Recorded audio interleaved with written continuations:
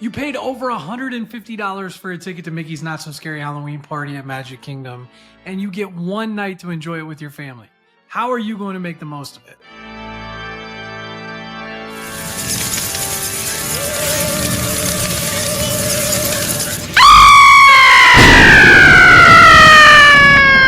Whether it's your first time or your fifth, these 9 tips are going to help you save time, money, and stress at your next trip to Mickey's Not So Scary Halloween Party. We're going to make sure that you and your family have a night you will never forget. Let's get right into it. For those of you that are new, my name's Matt. I am the founder of AdventuresOfADisneyDad.com and host of the Adventures of a Disney Dad podcast. I'm also a dad of 3, soon to be 5, and I've been to Mickey's Not So Scary Halloween Party several times with and without kids. Here, boy! 0! We made a ton of mistakes at our first party, and I want to make sure that I pass along these tips to make sure that you don't have the same mistakes that we did the first time we went to Mickey's Not So Scary Halloween Party. Let's start with tip number 1, and this is almost like a myth-busting tip. Crowds are still really high at Mickey's Not So Scary Halloween Party. I'm sorry, they just are. If you want low crowds, you should go during the day to Magic Kingdom. Every single year, both during the Halloween party and the Christmas party, we've been able to confirm with the wait time data that wait times are way lower at Magic Kingdom during the day of a party because most people are also not using a park ticket to go into Magic Kingdom before 4 p.m. When you have a Halloween party ticket or a Christmas party ticket, you're allowed to enter Magic Kingdom at 4 p.m. for the party that starts at 7 p.m. Regular day guests at Magic Kingdom can enter the park first thing in the morning and they can stay until 6 p.m. So there's an overlap of 2 hours where you're going to have all of the day guests that were at Magic Kingdom and all of the party guests that are coming in for the new party in the evening. That's going to typically be the most crowded time at Magic Kingdom is that 4 to 6 p.m. range. But what's important to note is that Disney sells these parties and the wait times are not drastically lower at most of the parties. So don't go into this party expecting to be able to walk on to every ride at Magic Kingdom. It's just not going to happen. We consistently talk about on YouTube and our podcast episodes with respect to these parties is trying to set up some sort of 3-2-1 method. You want 3 rides or attractions, 2 character meets or events, and then 1 parade or nighttime show. I think that's a really good way to set up your family for success, keeping expectations a little bit lower, and it's also more manageable, particularly if you have kids. Building off of that is tip number 2, and that's to get there early. The party doesn't start until 7 p.m., but as I said earlier, you can get in as early as 4 p.m. There will be a massive line at the Magic Kingdom front gate to get in for the 4 p.m. party. You want to make sure that you try and arrive around 3 or 3:30 to get towards the front of the line so you can maximize your experience. Once you have your ticket scanned to go into Magic Kingdom, you then have to go in and check in for the party and get your wristband and your trick-or-treat bag.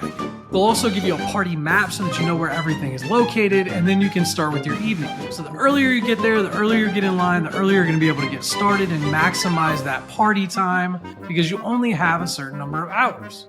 You can also wait until the crowd dies down and show up at 5 or 6 p.m. It also lets you get out of the heat of the day. However, it's important for you to know that you're going to be missing your valuable park time if you wait to come in late. Just know that most of the character meets that are specific to the party, the trick-or-treat spots will not start until the party officially opens at 7 p.m. In years past, sometimes they've opened a little bit earlier, as early as 6 p.m. And sometimes they'll still let you start waiting in line as early as 4 p.m. for like Jack and Sally, for example, for some of the character meets that may have a lot of demand.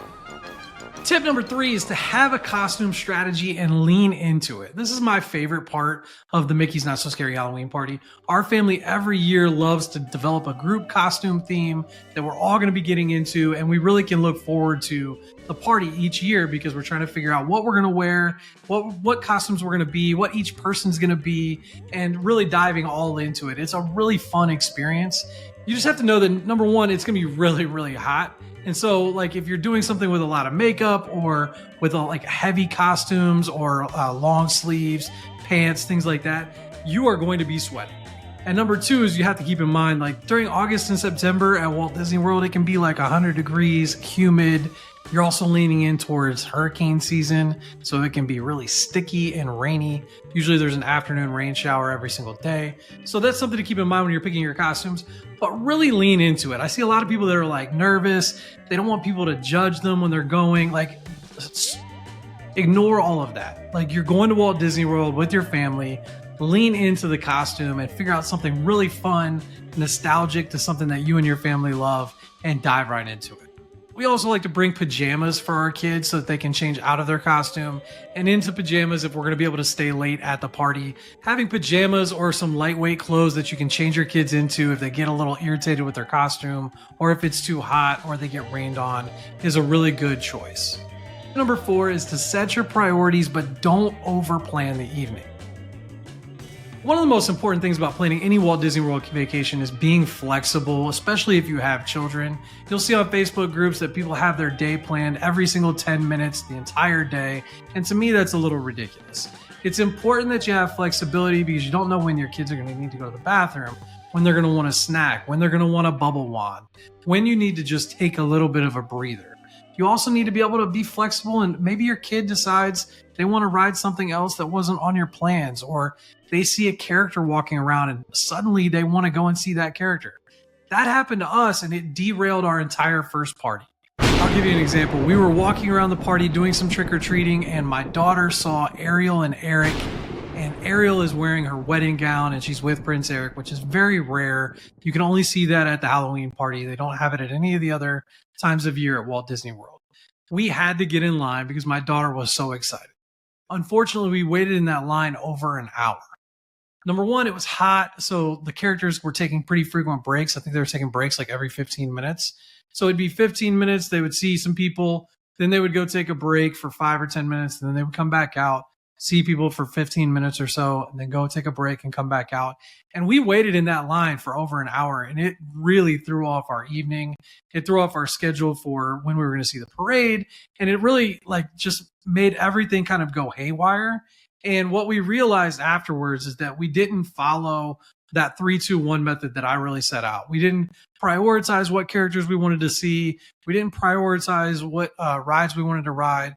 We really just focused on we wanted to see the Boo to You parade and then just experience it and explore, which is a great way to do things also. That to me was the negative of our first party experience and something that we learned from. So moving forward, we always kind of planned out 3 attractions that our kids really wanted to do: Tiana's Bio Adventure, Tron, Seven Dwarfs Mine Train, things like that. And then we would pick 1 or 2 character meets, whether it's Ariel and Eric, or it could be Jack and Sally. And then we would make sure that we saw the Boo to You parade, because that to me is the ultimate experience at Walt Disney World. It's the best parade of the year.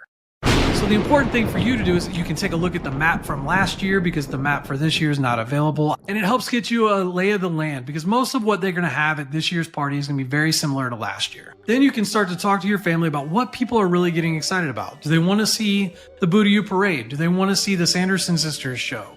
Do they want to see the fireworks show for the special Halloween overlay on the castle?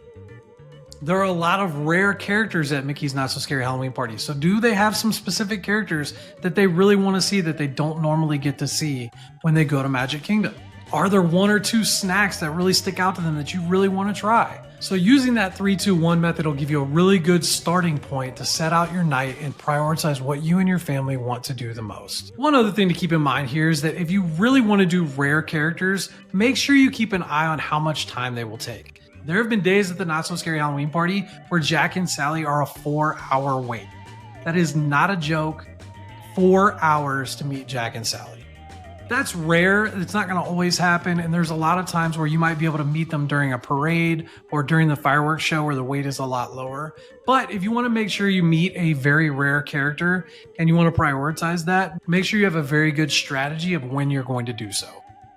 Tip number 5 is to skip the first Boo to You parade. The Boo to You parade typically runs twice every evening during the Mickey's Not So Scary Halloween Party, once early in the night and once late at night after the fireworks. Most families with little kids, like mine, all my kids were 7 and under last year when we went, you really can't stay out at Magic Kingdom late enough to go to the second Boo to You parade, which is why it's such a great time to see it if you and your family can manage it. There's way less crowds and way less people because a lot of people have started to leave, or they're working on other things on their priority list at that time, and they go and make sure they see the first Boo to You parade. So the second one is fairly empty. So if you want cooler weather, fewer crowds, and better spots to see the Boo to You parade, make sure you try and prioritize the second one if you can stay out late enough for it.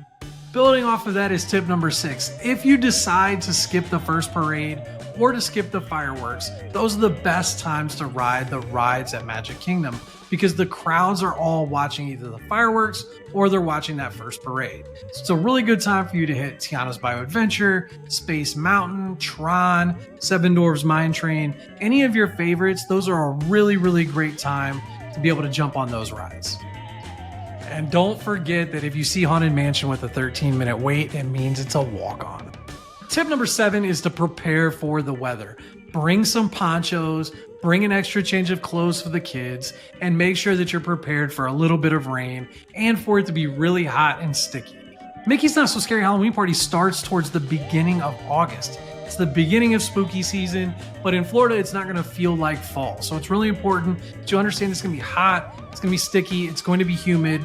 It is hurricane season in Florida at the end of August and September. So it's really important to keep in mind that you might get a lot of rain. Usually you're guaranteed to get at least one rain shower, so make sure that you're prepared accordingly. Last year I dressed as Rufio when we went to the party and I had black and red spray paint all throughout my hair, and the entire night it was just sweating down my face. I was wearing black pants. Tip number 8 is to make sure you bring an extra bag for candy and also bring a backpack for everything else for your family. The free treat bag that you get for trick-or-treating is tiny. For those that don't know, Mickey's Not So Scary Halloween Party has trick-or-treat stops throughout the park. They're all over the place, and the candy for the kids and adults is completely free.